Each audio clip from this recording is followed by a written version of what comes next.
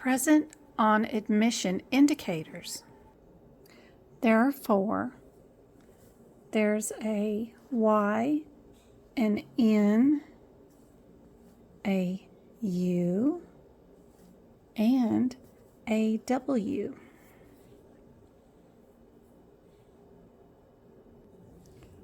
Y just simply means yes, that the condition that the provider specifically documented that condition is present during admission.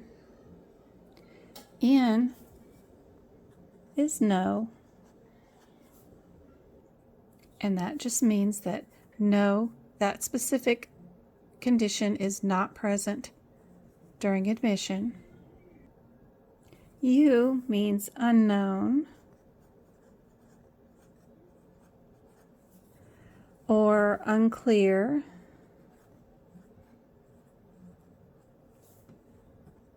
It means that the medical record documentation is unclear whether the condition was present at the admission.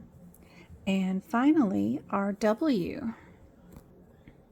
That means that the condition is clinically undetermined if it was present during the admission. Symptoms present during admission could be pretty easy to distinguish because they're the symptoms why they come in, right? And those symptoms of why they came in is present during the admission. But some examples of the no, something that could occur and we end up diagnosing a patient, but it didn't, those symptoms or that present illness wasn't present during the admission. It happened during the admission or the hospital stay. Some examples of no would be like withdrawal symptoms for alcoholics, the dependents, the shakes, and all that kind of stuff. Another one could be like a bleeding for a gastric ulcer. You know, they come in with tummy pain, but they're not bleeding or anything. RIC, gastric ulcer. They're not bleeding at the time of the admission, but as they stay in the hospital, they start puking up blood. Yeah, that could happen. Stuff like that. A perforation of a duodental ulcer, same sort of thing. They come in with other symptoms, but during the admission stay, they end up having a perforation. So those are the kind of things that we would put the POA indicator as in. Our indicator U, we are instructed to use it on a very limited basis, because what we're supposed to do is ask or query our MD to clarify the record.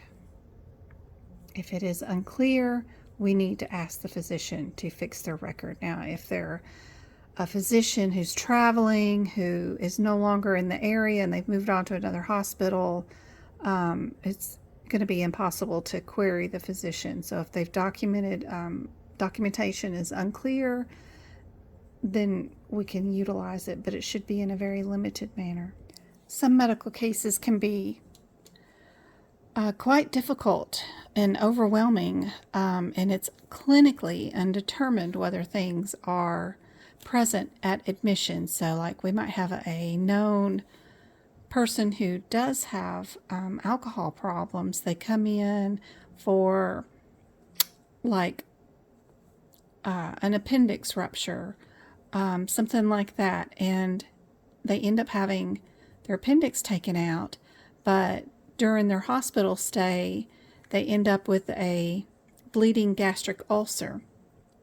Now, we don't know if those symptoms were already present clinically, because it's documented that they came in for their appendix rupturing, but they developed bleeding of their ulcer after we removed their appendix.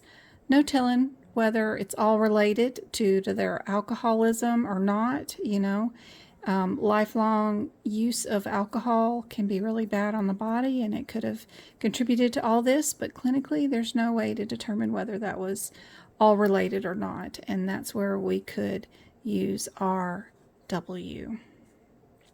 This is our I don't know. We do have documentation, and we could even ask our physician, and even our physician would get back to us and say, well, I'm not too sure if it's all related or not. And that's the difference, is we don't know, or we have no documentation at all and nobody to ask. So I hope this has been helpful.